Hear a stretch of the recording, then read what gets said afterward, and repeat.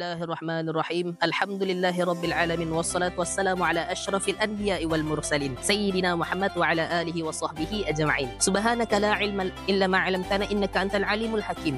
Rabbi shrah li sadri wa yassir li amri wahlul 'uqdatam min lisani yafqahu qawli wa shaddid lisani wahdi biqalbi haqqi sayyidina Muhammad sallallahu alaihi wasallam. Alhamdulillahirabbil alamin. Assalamualaikum warahmatullahi wabarakatuh. An Rasulullah sallallahu alaihi wasallam qala idza matal insanun qata'a anhu ila min thalathah, ila min sadaqatin jari'ah au ilmin yantafa'u bihi au walidin salihin yad'u lah. Telah bersabda Rasulullah sallallahu alaihi wasallam, apabila mati anak Adam akan terputus segala amalannya kecuali 3 perkara. Yang pertama, sedekah jariah.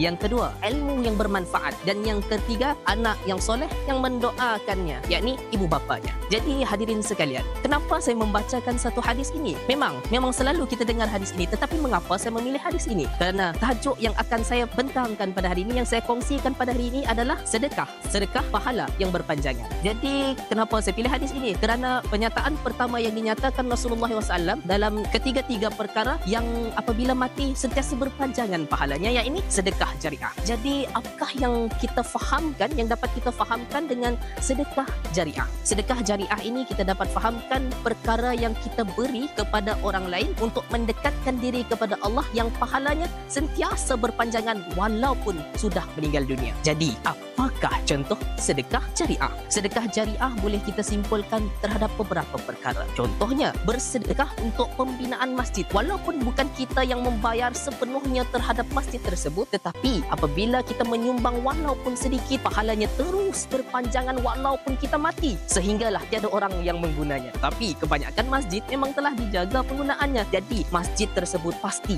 akan digunakan dan pahala kita akan sentiasa berterusan. Yang kedua, apabila kita bercakap berkenaan bulan Ramadan, sedekah pada bulan Ramadan, kita akan selalu mendengar, berilah makan orang yang berpuasa, berilah makanan orang yang berbuka puasa. Tetapi mengapa? Kerana Nabi SAW juga menggalakkan kita untuk memberi makan orang yang berpuasa. Kerana apa? Kerana orang yang bersedekah terhadap orang yang berpuasa adalah pahalanya sama seperti orang yang berpuasa.